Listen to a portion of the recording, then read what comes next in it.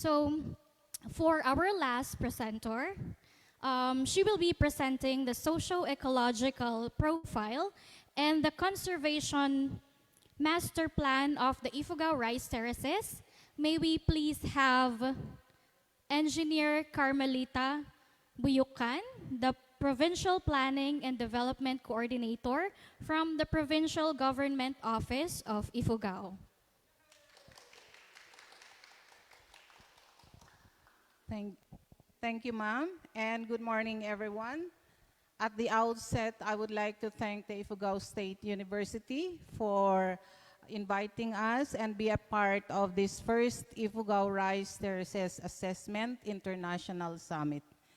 So as was mentioned by our facilitator, I will have my presentation will consist of three parts. First, the provincial uh, socio-ecological profile, the contents of the Ifugao Rice Terraces Conservation Master Plan, and the midterm accomplishment of the Ifugao Rice Terraces Master Plan, which covers the first 5 years of the 10-year implementing period from 2015 to 2019. So, for the province of Ifugao, where the rice terraces are located, the province of Ifugao is located in northern Philippines and is part of the Cordillera Administrative Region and politically subdivided into 11 municipalities and 176 barangays or villages. Its capital town is the municipality of Lagawi, and the total land area is 258,282 hectares or 25,828 square kilometers.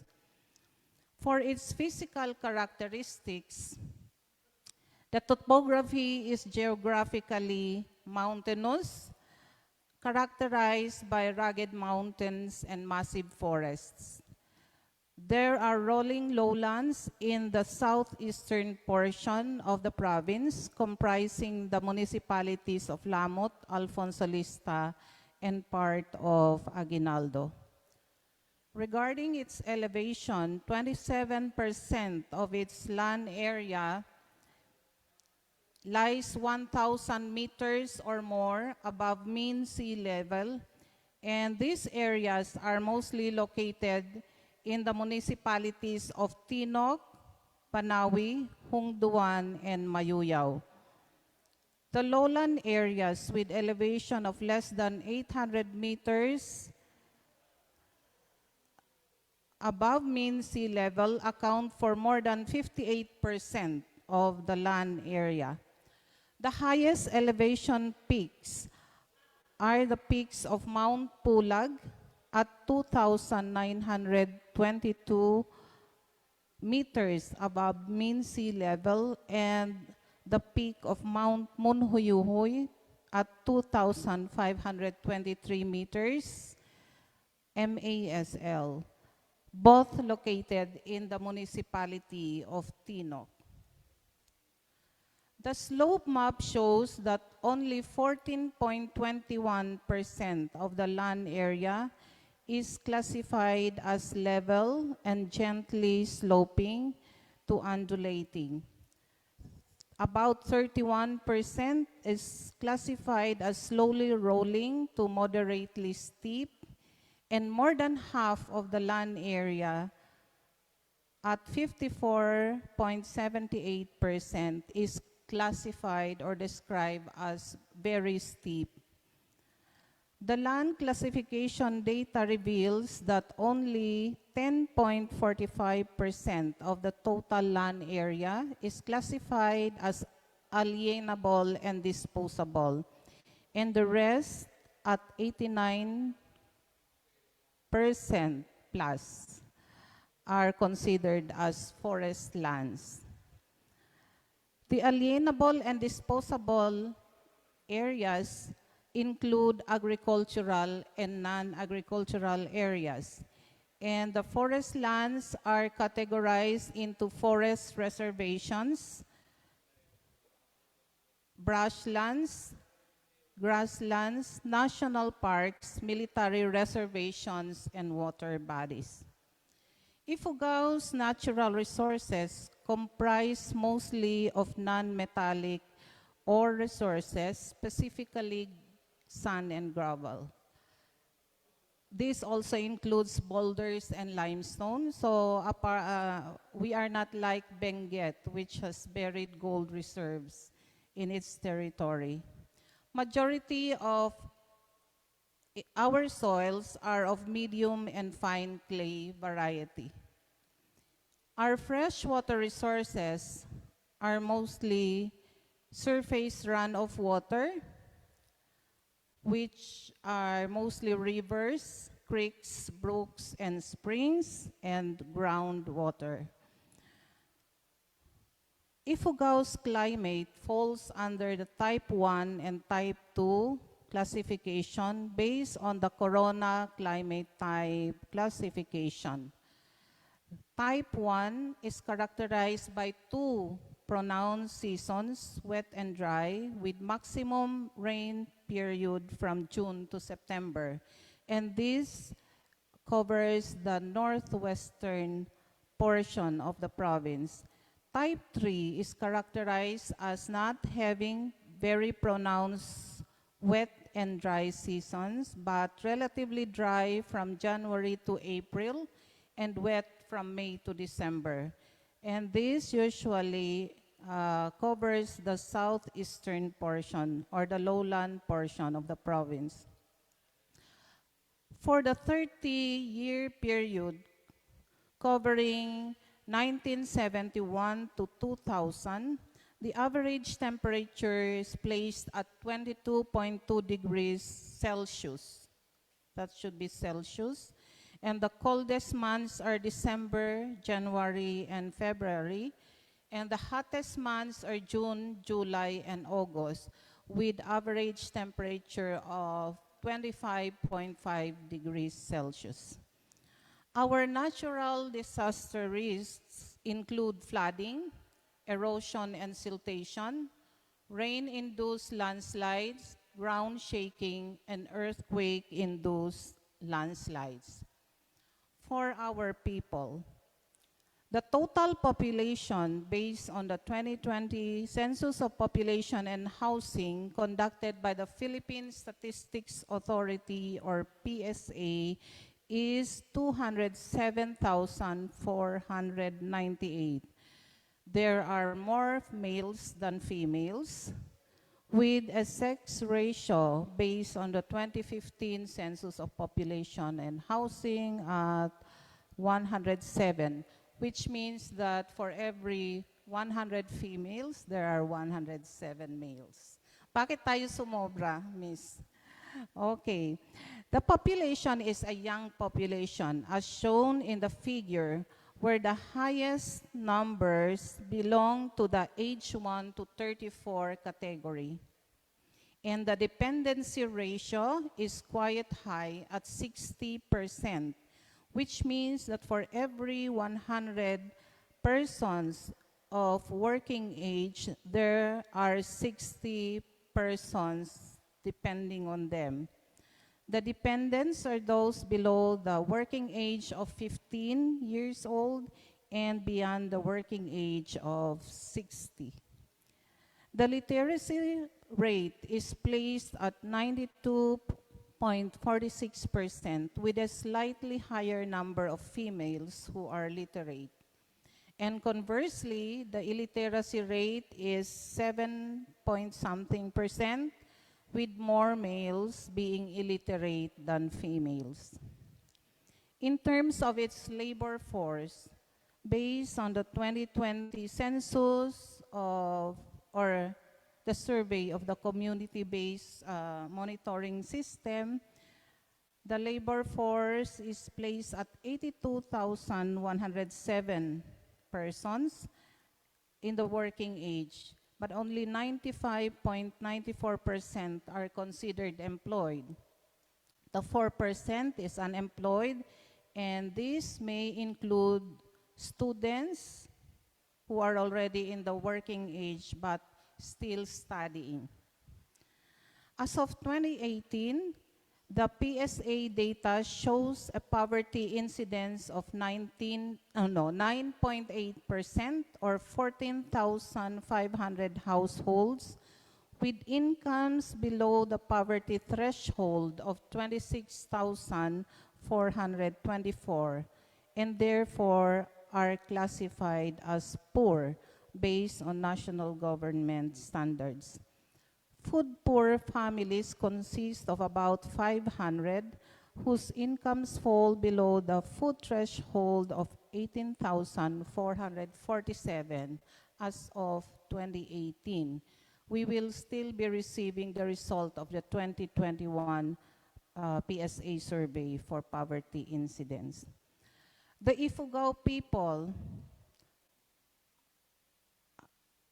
are composed of 4 major ethnic groupings, namely the Ayangan, Tuali, Kalanguya, and the Kalingas.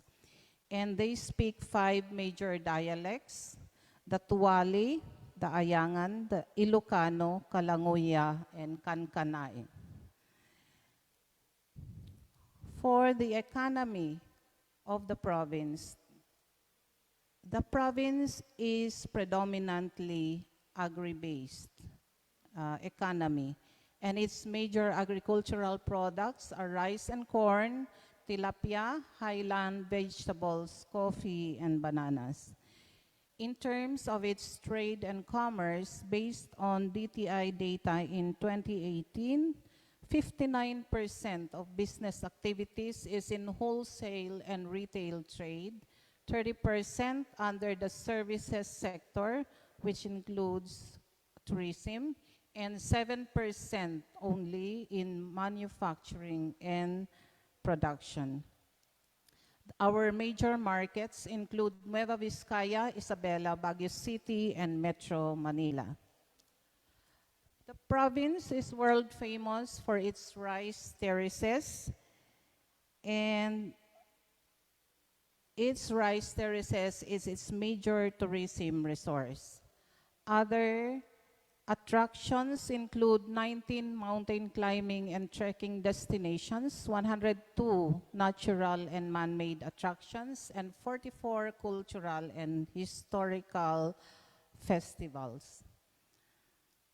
Flashed on the screen are photos of some of our tourist attractions and or destinations, including photos of our annual cultural festivals. So we have Gotad, Punok in Hongduan, and these are mountain trekking destinations: Mount Atugong in Hingyon and Mount Amoyao in Mayuyao, Mount Napulawan in Hongduan, and the Ambuaya Lake in Ifugao, in Kiangan, Ifugao. Its tourism facilities include 106 hotels and inns, lodges, 41 homestays, and various dining establishments. Under social services, health facilities include 8 hospitals and lying-in clinics, and 6 are run by the provincial government, which are government-owned and managed, and 2 privately owned and managed hospitals. These provide the curative healthcare facilities in the province.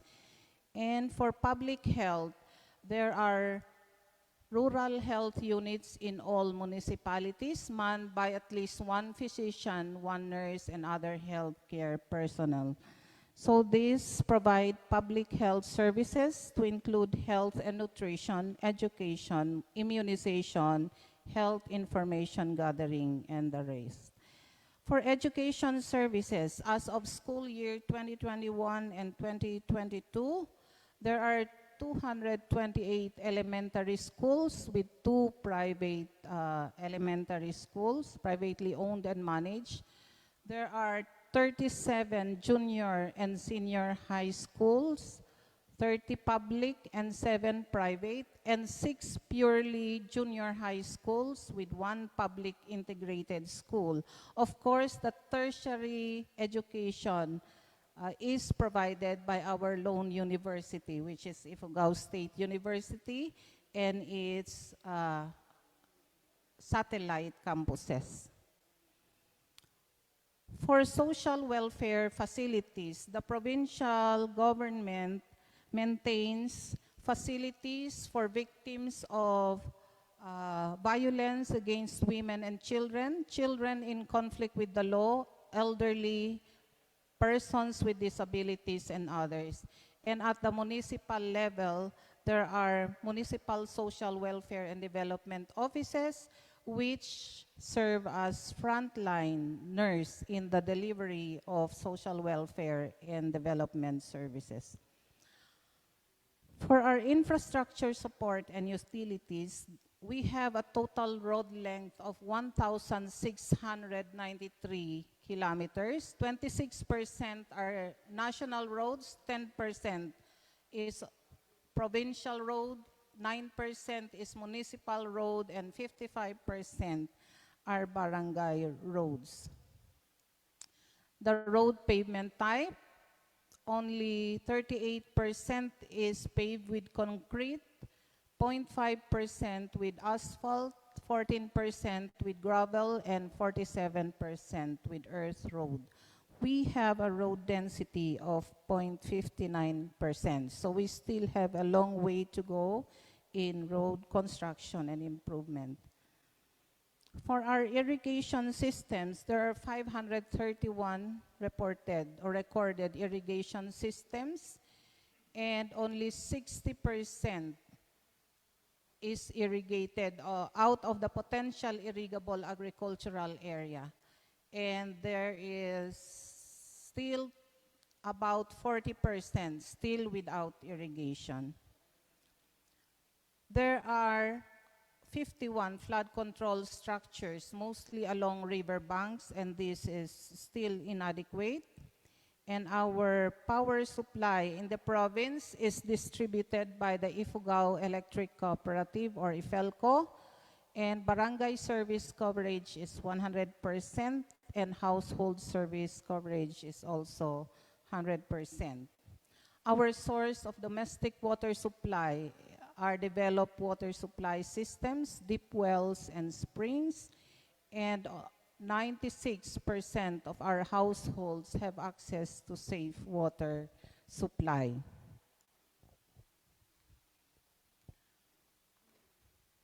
And so that ends the first part of my presentation. The second part would be a snapshot of the contents of the 2015 to 2024 Ifugao Rice Terraces Conservation Plan.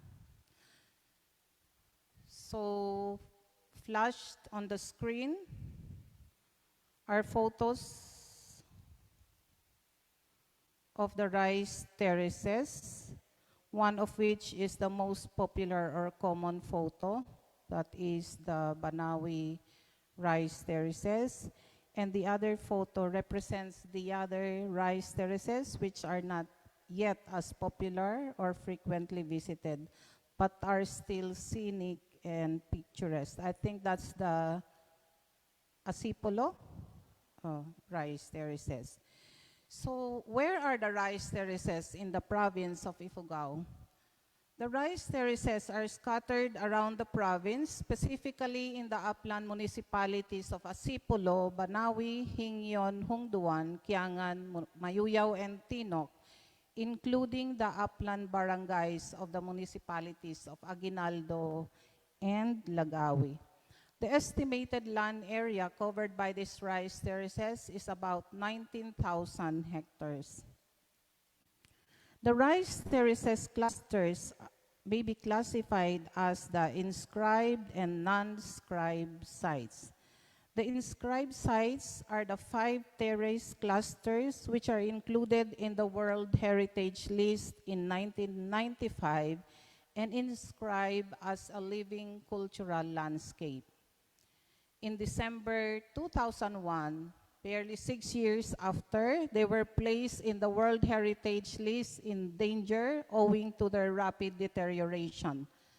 But after a decade or so of intensive restoration, these clusters were back in the World Heritage List in June of 2012. So these are photos of the 5 inscribed sites. The world most famous is the Batad Rice Terraces, the Bangaan Rice Terraces, both in the municipality of Banawi, the Nagakadan Rice Terraces cluster in the municipality of Kiangan, the Rice Terraces clusters of Central Mayuyaw, which covers, I think, 9 barangays, and the Rice Terraces cluster of Hungduan. The other rice terrace clusters include the Aguinaldo Rice Terraces, Asipulo Rice Terraces, the Hingyon Rice Terraces, the Lagawi Rice Terraces, the Tinok Rice Terraces, and other rice terraces in the municipalities where there are inscribed sites. So as was mentioned by Engineer Hetchugan, they are the non-UNESCO sites. They're the non-UNESCO sites. Okay, so the rice terraces are confronted with challenges. Number one, foremost of which is a disturbed ecosystem. So there is unregulated land use conversion from rice terraces to residential or commercial space. There is loss of diversity and watershed degradation. And there is also the introduction of new flora and fauna by government and by private sector. And this results to a degraded ecosystem, which results to increased vulnerability to climate change as well as new pests and diseases. The second challenge is inadequate income of rice terraces farmers. Poverty is a continuing challenge confronting the rice terraces farmers and communities due to low level of rice production, low returns from rice farming activities, high cost of maintaining the terraces, and lack of gainful off-farm activities. Number 3, deterioration of the rice terraces cultural foundation. They always say, and I believe that it is true, that behind the rice terraces is a grand and unique culture. And its deterioration would also mean a deterioration of the very concrete manifestation of that culture, and that is the rice terraces. So as was mentioned by the earlier speakers, there is diminishing enthusiasm and insufficient knowledge of young Ifugaos in their cultural heritage. And the younger generations of Ifugaos are not interested in learning their traditional values and practices. The next one is the last but not the least, is the inadequate support to the rice terraces conservation effort. Inadequate allocation of annual funds for conservation programs by all stakeholders, insufficient infra support, weak institutional support system, inadequate conservation policies formulated for the rice terraces and culture. So the vision of the Rice Terraces Master Plan is stated thus: the Ifugao Rice Terraces remain a living cultural heritage of humanity and a tourism resource serving as a source of pride, identity, and socio-economic well-being of the Ifugao, the Filipino, and international community, managed in harmony with culture and nature. The mission is to develop the capabilities and resources of Ifugao Rice Terraces communities to effectively harness efforts to ensure support by municipal and barangay local government units, national government agencies, and all other concerned private organizations and individuals, national and international sectors. The updated master plan shall provide overall framework, direction, and strategies to address the various issues and concerns confronting the Ifugao rice terraces and reverse its deterioration towards the conservation of the Ifugao rice terraces. There are four general objectives, and these are: one, ensuring a balanced ecosystem through biodiversity conservation, watershed enrichment, regulation of land use conversion, and delineation of expansion areas, and empowering rice terraces communities to become resilient. Two, ensuring sufficient income of the rice terraces farmers by strengthening product development and marketing and enhancing economic activities in the terrace areas. Three, restoring and sustaining the rice terraces through conservation of positive cultural practices, enhancement of knowledge on cultural heritage, and thorough implementation of cultural education and promotional interventions. And fourth, providing adequate support to the rice terraces conservation in terms of sufficient financial, technical, infrastructure, and institutional support, approval and implementation of relevant and appropriate interventions, and establishment of a rice terraces database system. To achieve these objectives, there are four program components, the first of which is the biophysical component.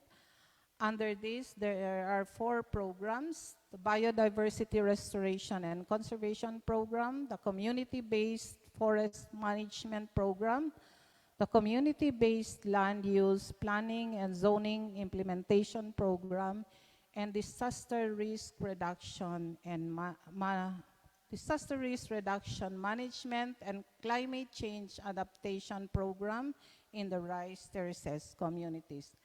The second component is the socio-cultural component, and under this is indigenous knowledge system and cultural development programs.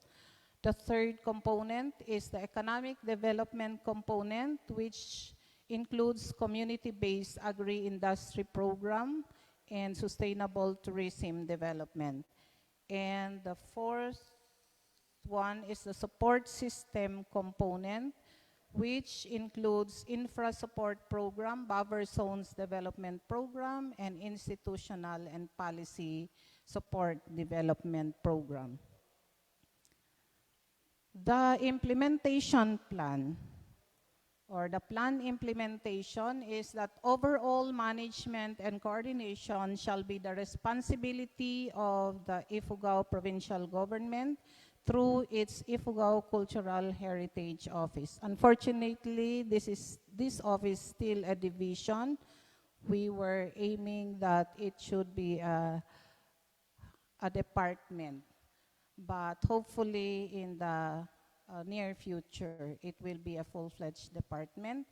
And the plan implementation includes or provides that municipal and barangay LGUs shall ensure that development efforts in rice terraces conservation in their respective areas of responsibility are consistent with the master plan. And third, financial and technical support of the national government agencies and all concerned local, national, and international sectors, whether public or private, and but the lead actors for the restoration and preservation of the rice terraces shall be the Ifugao households, who are the owners and tenants in the rice terraces communities. Strategies for financing, we have about 6. So financing the plan would include exploring private sponsorships like corporations, cooperatives, and other private individuals and entities, use of the 70% of the DRRM fund in all LGU levels to include funding disaster risk reduction management and climate change adaptation program in the rice terraces communities, advocate for the replication of the Chawa system in other municipalities and MLGUs. So for the information of our non-Ifugao audience, the Chawa is a cultural practice wherein tenant is willing to restore or, yes, to make productive an abandoned or damaged rice terraces. And depending on the agreement between the owner and the tenant who will repair the terraces will get the harvest accordingly, depending on the number of years that the rice terraces was abandoned, and of course, depending on the cost of restoration. So it was piloted by Banawi MLGU using their share in the Rice Terraces Conservation Fund of the provincial government. And I think we were successful. There were about 3 to 4 paddies which were repaired. Next strategy for financing is to lobby for more local enterprise development projects like the Ambangal Mini Hydropower Plant, where income from the enterprise funds rice terraces preservation projects.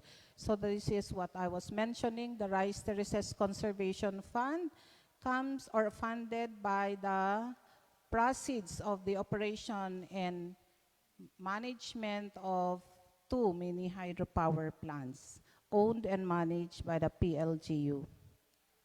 National government agencies and DA to fund rehabilitation and construction of more small communal irrigation systems, because most rice terraces are abandoned due to lack of water.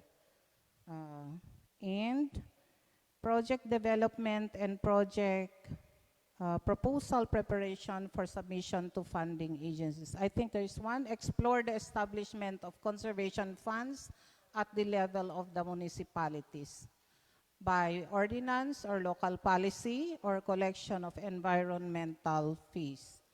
And I think that's about all for the Rice Terraces Master Plan. And finally, I proceed to part 3 of my presentation, which is the midterm accomplishment of the IRT Master Plan. I must admit that this is not very comprehensive because we just had yesterday to put this together. So these accomplishments were lifted out of our available documents, annual accomplishment reports, as well as other assessment reports. Okay, so for the biophysical component under the Biodiversity Restoration and Conservation Program, the subcomponents include inventory of flora and fauna. Our records show that ICHO carried out inventories and listings of flora and fauna in the rice terraces communities in 4 municipalities, namely Asipulo, Banawi, Hingyon, and Tinok. But I must admit, I think they are not really full-blown inventories. Under germplasm collection and preservation, the propagation of endemic forestry seedlings in PLGU and municipal nurseries, the distribution of endemic tree seedlings to Muyong owners, and under the FAO or FAO-funded project covering Hingyon and Hungduan, there were seed banks which were established for heirloom rice varieties. Is it in Hungduan meron? I only know of Hingyon. Okay. And for research and capability building, the Ifugao Satoyama Meister Training Program being implemented by IFSU in collaboration with various academic institutions conducted 34 researches on rice terraces conservation. This is as of end of 2019. And there were trainings conducted on organic farming, which were done by our provincial office for various farmers organizations. And we have been awarded with various awards on our organic agriculture efforts. For the community-based, still under biophysical, for community-based forest management program under reforestation programs which were implemented since 2015 by DENR and the Department of Agriculture in collaboration with LGUs and communities are the National Greening Program, Forest Management Program, Integrated National Resources Management Program, all of DENR, and the second Cordillera Highland Agricultural Resources Management Project, or CHARM2 of DA, implemented reforestation efforts which covered the immediate watersheds of the rice terraces areas, and these programs worked with community-based organizations. Under community-based land use planning and zoning implementation program, as of 2019, we have 7 municipalities with approved comprehensive land use plans and zoning ordinances. Sadly, or unfortunately, having an approved CLUP and zoning ordinance is one thing, implementing it is another big thing. And as has been mentioned by the earlier speakers, we would really like to see a more determined effort on the part of our MLGUs to implement their approved CLUPs and zoning ordinances. For disaster risk management and climate change adaptation in the rice terraces communities, trainings on disaster preparedness and response were conducted in selected barangays, which are rice terraces communities, and the propagation of indigenous fruit tree species and 3 dojo nurseries established in Mayuyao. Under socio-cultural component, indigenous knowledge systems and cultural development, cultural events and product development and marketing. So trade fairs featuring cultural products are part of the annual provincial and municipal cultural festivals. Ifugao Arts and Crafts demonstrations are also part of these cultural festivals. And in 2018, when the province hosted the Cordillera Gang Relay, a fashion show was staged featuring Ifugao woven textiles, focusing on the ikat weave. For indigenous knowledge and cultural development, ICHO conducts schools of living tradition on Ifugao performing arts, ethnic skills and crafts, including stonewalling, cobblestoning, basketry, and Ifugao dances. The mainstreaming of indigenous knowledge in formal education and development agencies. Indigenous knowledge is integrated as part of the DepEd Ifugao's curriculum through the IPED, or the Indigenous Peoples Education. And in the province of Ifugao, the Gohang National High School is designated as an IPED school to teach, preserve, and promote Ifugao cultural heritage.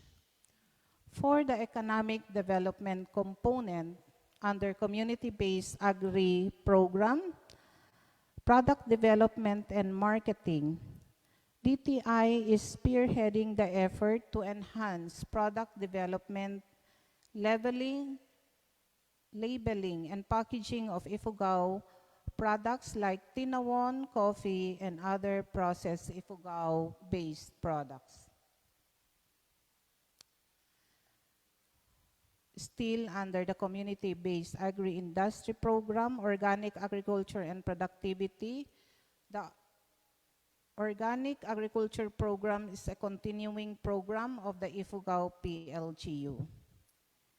And for sustainable tourism development, ecotourism tour packages covering rice terraces and their communities have been developed in collaboration with DOT.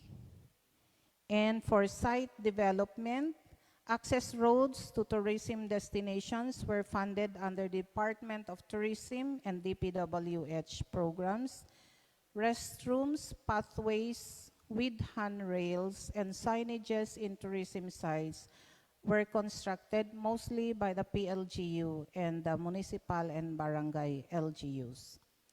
For the infrastructure support program, installation of World Heritage Site markers, development of emerging tourist site destinations such as the Banawi Welcome Arc area, and construction of view decks and footpaths. Construction and rehabilitation of CIS in the various terrace communities. Various irrigation systems were funded by LGUs, by the Rice Terraces Conservation Fund of the PLGU, by NIA, and the Department of Agriculture. Restoration of abandoned and collapsed rice terraces, stone walls. I must admit this is a PLGU effort. When we conduct schools of living tradition on stone walling, we usually coordinate with a rice terrace owner whose terraces are abandoned or destroyed. And this is used as a learning site of the stonewalling school of living tradition. After the course, of course, the abandoned terraces or the damaged stone wall is repaired. And we encourage the farmer to make it productive in the next cropping season. Then, of course, the Chawa project in Banawi, funded by the RTCF. And for the buffer zones development program, I think we are not aware of any deliberate effort to really develop the buffer zones, but we consider that all regular development programs in the non-World Heritage areas are part of this buffer zone development program. And for the institutional and policy support development program at the PLGU level, we have our legislative